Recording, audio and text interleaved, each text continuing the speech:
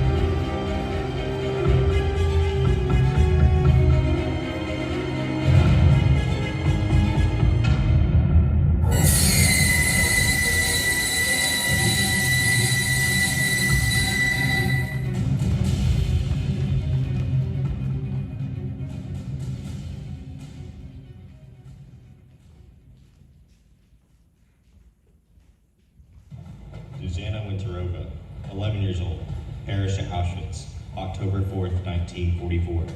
Gabriela Friova, 10 years old, perished at Auschwitz, May 18th, 1944. Francis Deck Rosen, 14 years old, perished at Auschwitz, December 15th, 1943. Eva Belova, 15 years old, perished at Auschwitz, October 4th, 1944. Deanna Franklova, 13 years old, perished at Auschwitz, October 19th, 1944. Alfred Vishkak, 16 years old, perished at Auschwitz, December 18th, 1944. Hansa Kosik, 16 years old, perished at Auschwitz, January 21st, 1945.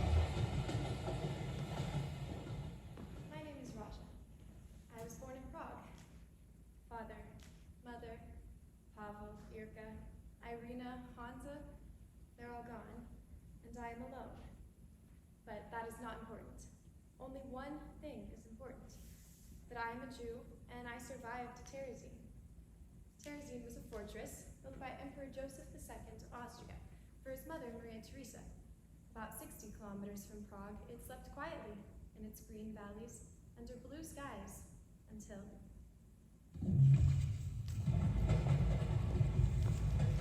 March 5th, 1939. German Wehrmacht enters Prague. December 1st, 1939. Jewish children excluded from state elementary schools. June 14th, 1940. Auschwitz concentration camp set up. September 27th, 1941. Reinhard Heydrich orders a mass deportation of Jews and establishes Terezin as a Jewish ghetto.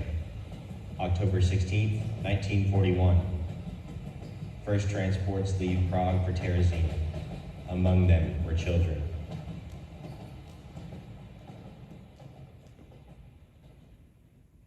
You must go along now to the bathhouse, dear.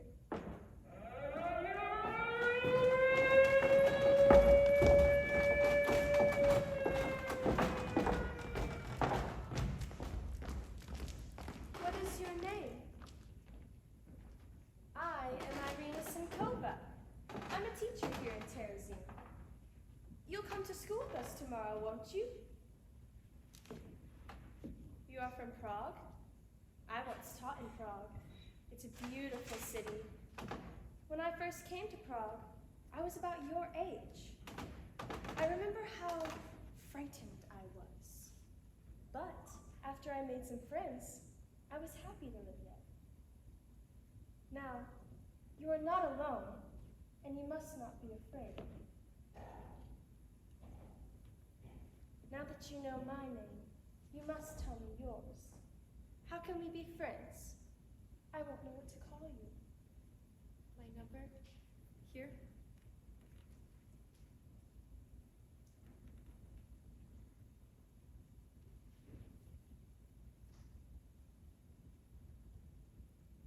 Raja Englanderova. Come, Raja. Raja Englanderova. Let me tell you about our school. There is much to do here in school. You'll come here tomorrow, perhaps. There are many children here. We have few books, but we have many songs. Every day, if you wish, you can paint and draw. Here, see, each of the children has drawn a spring picture. Would you like to paint? I'll find some paper, and then tomorrow you may begin. See, we save all the paper we can find. Forms, wrapping paper, and some of the children have brought their own. And when there is enough, the children can draw and paint. Would you like to choose a piece of your own, Raja? My name is Raja.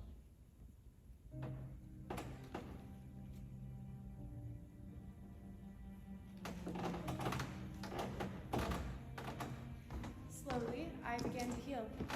I and hundreds of children who passed through Irina Sinkova's school.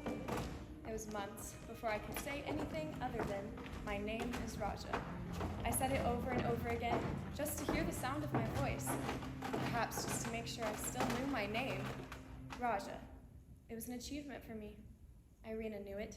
She gave me paper and paints, and I wrote in stiff, crippled letters, Raja.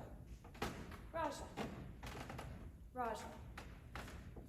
It helped me to be sure I was still alive. One day I suddenly wrote another name, Irina.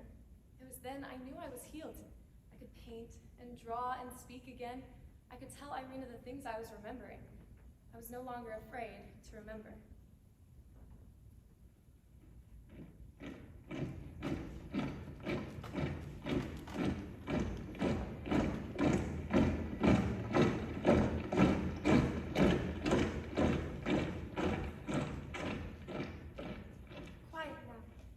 Don't be afraid.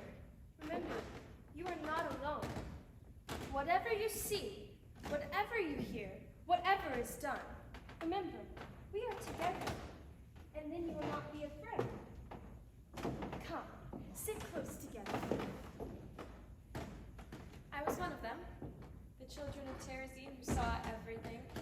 barbed wire fence, the rats, the lice, one who knew hunger, dirt, and smells, one who heard the trains arrive and leave, screaming sirens, and the tread of heavy feet in the dark.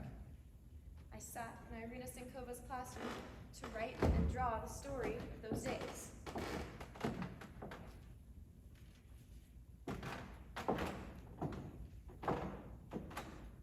I never saw another butterfly. The last, the very last, so richly, brightly, dazzling yellow. Perhaps if the sun's tears sing against a white stone. Such a yellow is carried lightly, way up high. It went away, I'm sure, to kiss the world goodbye. For 7 weeks I've lived here, pinned up inside this ghetto, but I found my people here. The dandelions called to me, and the white chestnut candles in the court. Only I never saw another butterfly. That butterfly was the last one. Butterflies don't live here, in the ghetto. It has been weeks since I came to this ghetto. I did not know such a thing could happen to me. When I go home, I'm going to eat only white bread. When I go home, I'm going to make my bed every day. Clean. When I go home, I'm going to drink hot chocolate in the winter. Lots of it. When I go home, I'm going to have pretty white curtains. Rugs, too. I'm going to play ball in the courtyard when I go home and shout if I want to. I'm going to read storybooks as long as I want when I go home. All night, maybe. I'm going to play the piano when I go home, and everyone will sing. We won't care how noisy we are. When I go home. I've lived here more than a year, in Terezin, in the Black Town now. And when I remember my old home so dear, I can love it more than I did somehow. Ah, home, home, why did they ever tear me away? Here the weak die, easy as a feather. And when they die forever. I'd like to go back home again. Makes me think of sweet spring flowers. Before, when I used to live at home, it never seemed so dear and fair. In Terezin, in the so-called park, a cruel old granddad sits. Somewhere in this so-called park, he wears a beard down to his lap, and on his head, a little cap. A hard crust he crumbles in his gums. He's only got one single tooth. Instead of soft rolls, lentil soup. Poor old graybeard. May I call you grandfather? You have no little boy, and I have no grandpa. Tuesday, March 16th, 1943. Today I went to see my uncle in the Sudeten barracks. There, people threw potato peelings, and the people threw themselves on the little piles and fought for them. Tuesday, April 6th, 1943. Tomorrow, the SS men are coming, and no children can go out on the street. Daddy won't know this, and I'll die of hunger by evening. Wednesday, April 7th, 1943. I missed Daddy yesterday, but I didn't cry. The other children couldn't see their parents either.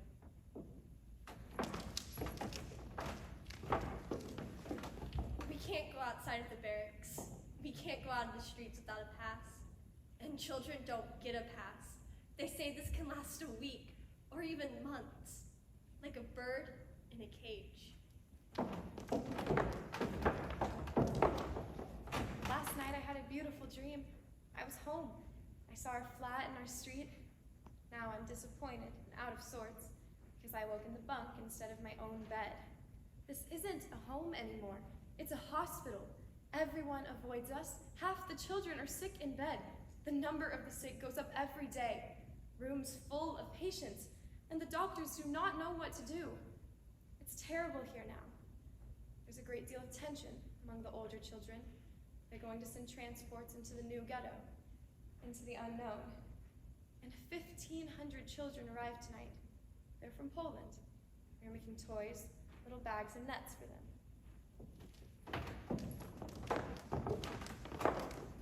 They look awful. They all have old faces and tiny bodies. They are all bare-legged and only a very few have shoes. They came back from the reception center with their heads shaved. They have lice. They all have such frightened eyes. The poor thing stands there vainly. Vainly she strains her voice. Perhaps she'll die. Then can you say, how beautiful is the world today? We got used to standing in line at 7 o'clock in the morning, 12 noon, and again at 7 o'clock in the evening.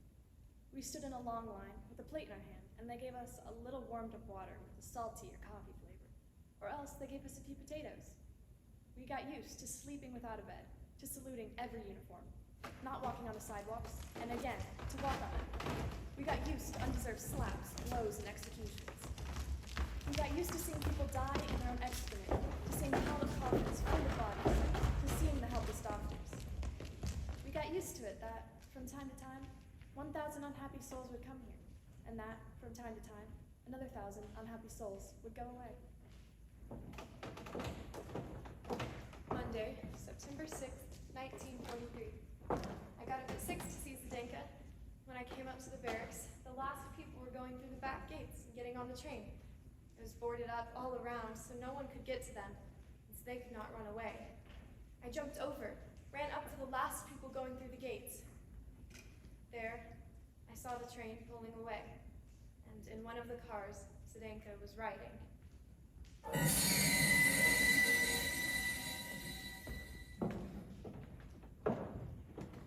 Where did Zdenka go? The transport to the east. Why? To work, resettlement to Auschwitz. Auschwitz. She'll not come back. Yuri told us you die if you go to Auschwitz. It's true. I know you die. And the ovens and the chimneys. When you die, you burn to ashes. We do not know this is true. I know. And you know too. And you think because we're children that we do not know. What have you heard? Where? Yuri told us. He came from Warsaw. You die if you go to Auschwitz and no one returns. Every day, trains go and no one returns. He was there. He escaped. He told us. How is it that you do not know? I've heard the same talk. We all have. It can't be true. Think, Raja. Such things can't be true. But it is. He told us. We're going to die. Wait, you were only afraid. Wait. Irina, I want to go home. I hate this place and everything. Everything? Yes. What is the use of anything if we're going to die? Zdenka, last night we shared our bread and sang together. Now she's gone. I know. And Eva and Miriam and Mariana, I miss them too. Gabriella and Susanna. I know. We promised we'd stick together. That next year in Prague we'd go to school together. Now there's nothing left. They were your friends. You loved them. Do not forget how you worked together in this very room. The poems and the pictures. Their songs. Eva, Susanna, Gabriella, their pictures. See? No, they'll burn them too. Listen to me. Come sit down. You are no longer a child. This minute, you are no longer a child. And so I tell you, I have a child, and she is 9 years old. She was torn from my arms and thrown from the train by an angry guard. I tried everything to throw myself after her, but they dragged me back into the car. I wanted to die until I came to Terezin and found thousands of children waiting for me. And then I knew I must not die. Do you understand? You are no longer a child, and so I tell you, I have a child, and she lives whenever I comfort another child or dry her tears.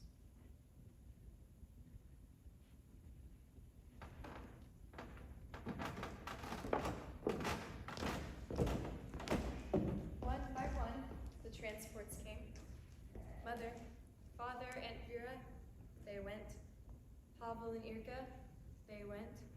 Everyone I knew and loved in Prague. There was no one left who could remember me before I had come here as a child of 12. But there were many left standing at the train. As the transport started up, the cars crowded, boarded, sealed. And we turned and found each other. Yuri. They said they wouldn't take him. He was a plumber, an electrician. So clever. They said they wouldn't take him. Everyone goes. Yuri, was he your friend? He was my brother. Or Hansa Kosik? I heard about you. My name is Raja Ingolandarova. And my brother, Pavel and Irka. I know. They got married and they're on the train now. What's the good of that? They're still together. What's the good of that? Together, they'll not be afraid. That's the good. You were afraid. What if I am? You're laughing at me. You think I'm a coward. I'm laughing at you because you're a girl and don't know the first thing about anything. Well, it's all easy for you. I've heard how you get by the guards. It's easy for a boy. Maybe.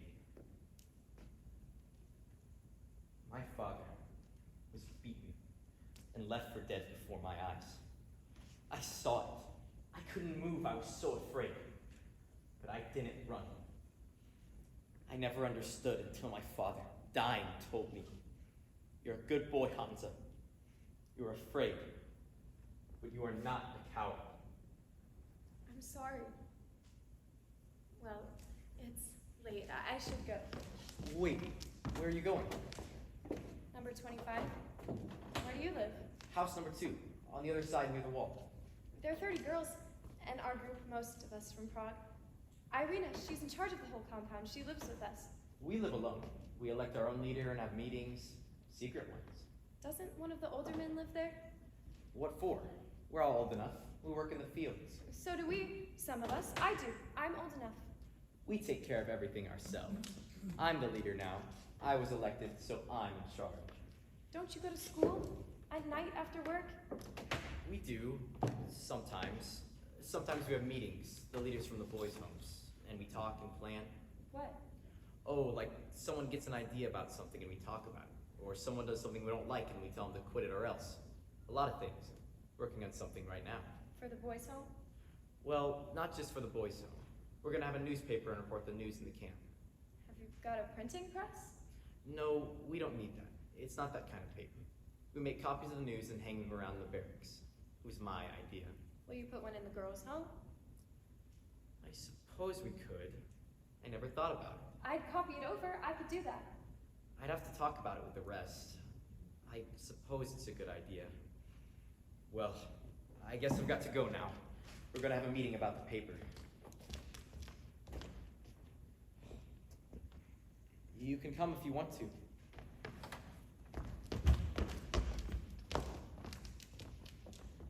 And so Vidium was born and lived for 3 years and helped us live.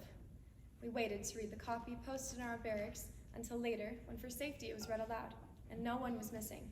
It was an invisible line of communication between the houses, so that even across the dark yards and the crowded barracks, the youth of Terezin grew up together. Raja, Yes, I can only stay a few minutes. Is this week's Vidium ready? here it is. I'll take it and get started. Wait, I was thinking, we could run some of the poems from the girls' house when there's room. Good.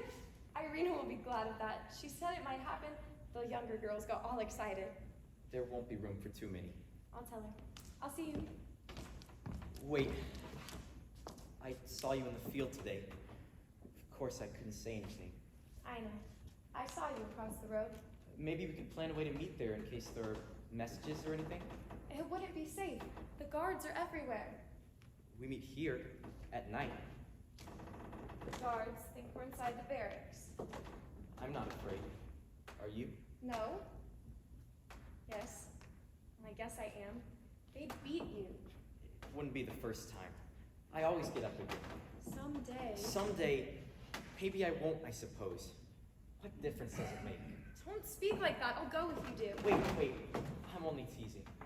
It would be lonesome. I mean, the boys need you in the paper. Irina says you're the only one she can trust to bury the drawings and the poems. Others would do that. It would be hard. I mean, these months, we've been good friends. I'd miss you too. I meant to say that first. I know. Good night. Good night.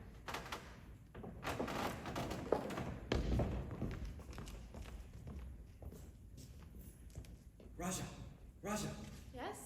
I have some flowers for you. Hansa, if you get caught, You know the square in front of the tower? prisoners aren't allowed there. I know, but they can't stop us from looking at it. Look from here. See the flowers near the corner and the butterflies? I see them.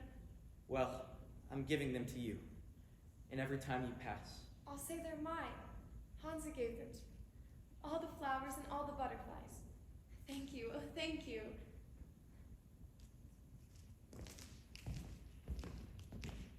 Hansa, Irina gave me a book of poetry. I left it for you at the end of the field near the shed. I want you to read one special poem. I found it and read it and left one for you. Look for it.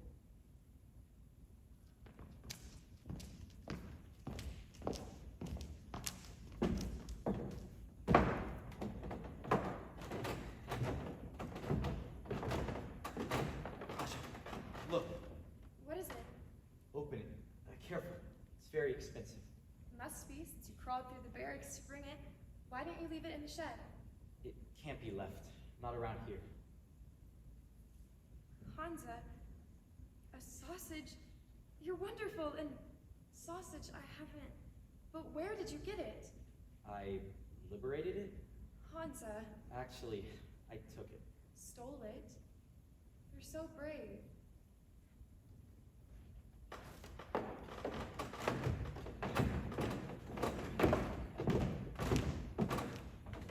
I won't be here for a few days. Why? Don't take any chances coming to meet me, I mean. What is it? It's nothing. Special detail to build something outside the fortifications. They're picking the strongest, and I'll be chosen. But what if something happens? There'll be a chance for extra food, maybe another sausage. Hansa, I don't care about the sausage. I'm afraid. Don't worry, they want the job done. It's some kind of walled courtyard. Nothing much can happen. Well, I've got to go now. Goodbye. Goodbye. I'll be waiting. Waiting. Please come back.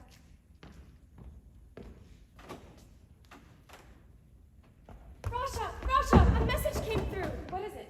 Tell me. The boys, they're back, all of them. I've been holding my breath for 2 days. I couldn't think of anything but Hansa. What would you have done if he had not returned, if weeks and months had passed? Waited, and held my breath for tomorrow.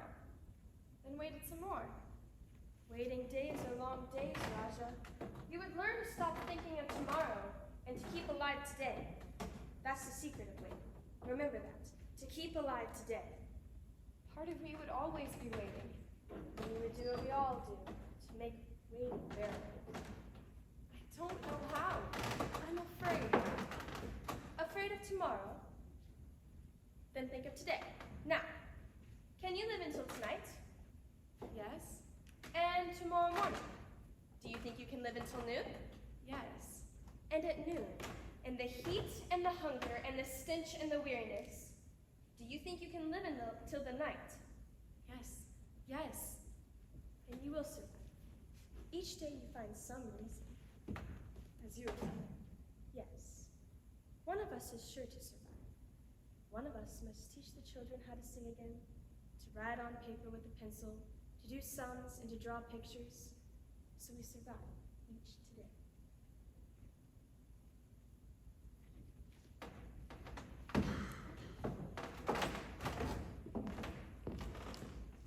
The singing, the reading, the learning, the poems and the drawings, this was part of our survival. In spite of the SS guards and the orders against teaching, Irina kept school in the children's barracks. An older boy was always on guard, and at the sight of the SS men, he whistled, and teaching turned into children's games. Games were permitted, but learning was a crime for Jews. We had books. Each one of us had at least one book in the packs we carried. Professional musicians, actors, and singers brought their repertoire with them. Irina brought Ludwig, the children's opera, with her, and performed it with the children. And Terezi and Ludwig was one of the things one had to see. Thousands heard its melodies. Hundreds of children experienced in rehearsals and performances the strongest impressions of their short lives.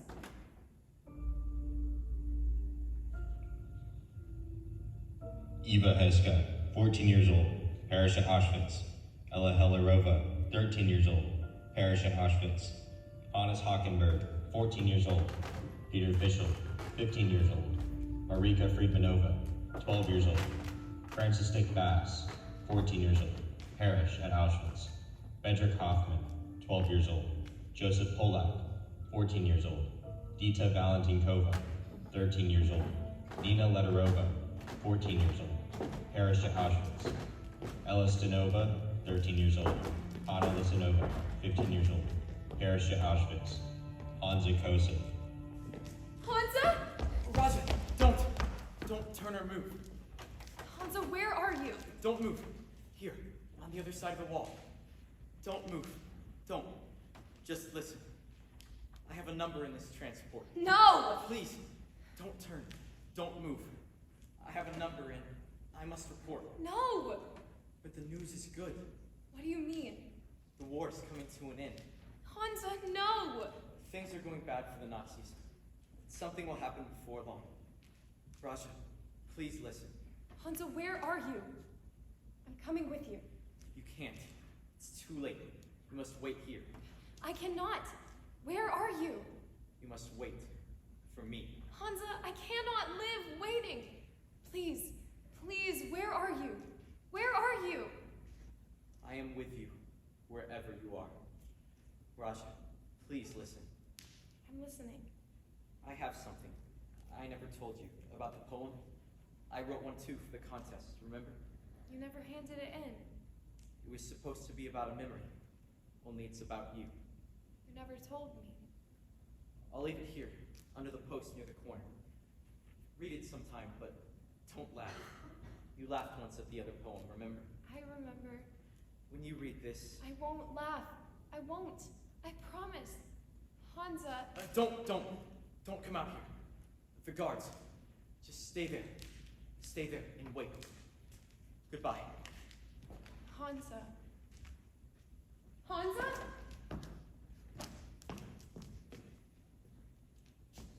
Goodbye.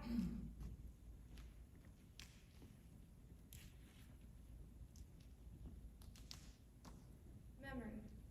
Come tell a fairy tale about my girl who's lost and gone. Tell about the golden grail, and bid the swallow bring her back to me. Fly close to her, and ask her soft and low, if she thinks of me sometimes with love. If she is well, ask too before you go, if I am still her dearest, precious dove. And hurry back, don't lose your way, so I can think of other things. But you are too lovely, perhaps, to stay. I loved you once. Goodbye, my love.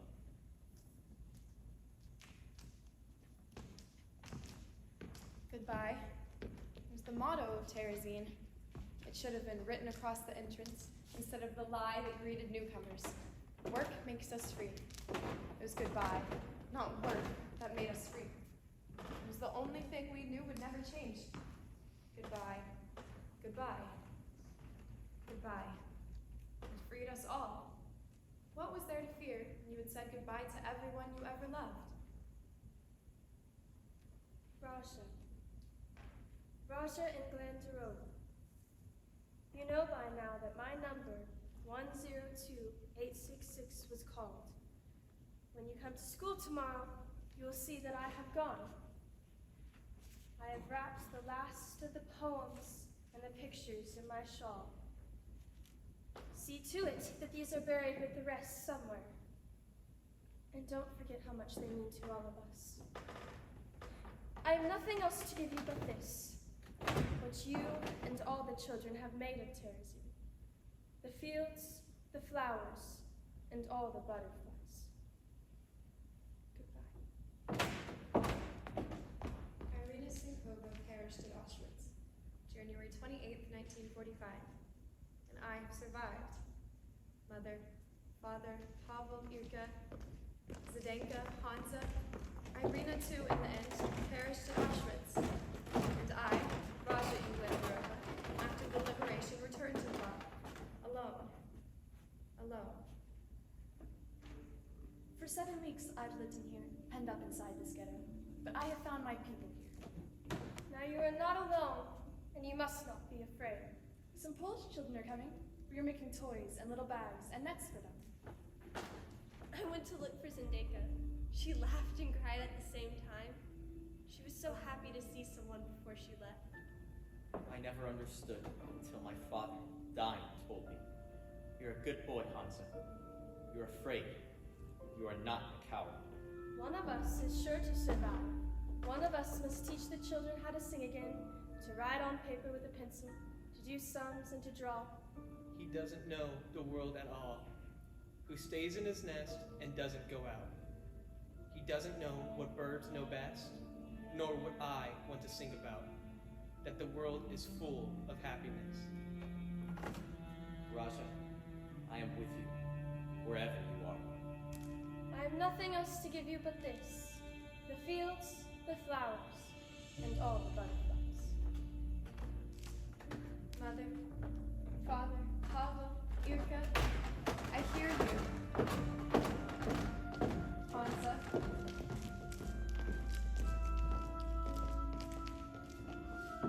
Here, and I remember. Irina Sinkova. I remember.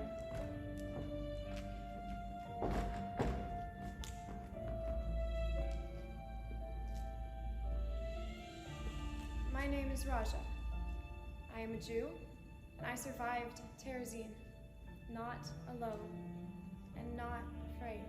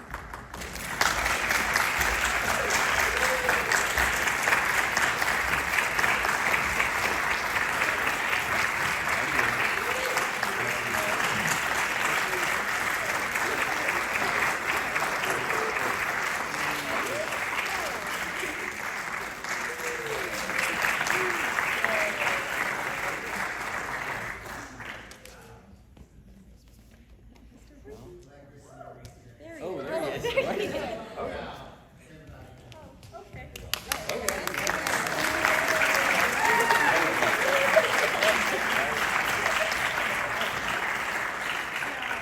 Thanks you guys for being here. We have a few things that we're gonna tear down to get ready to prep things for tomorrow, but appreciate you guys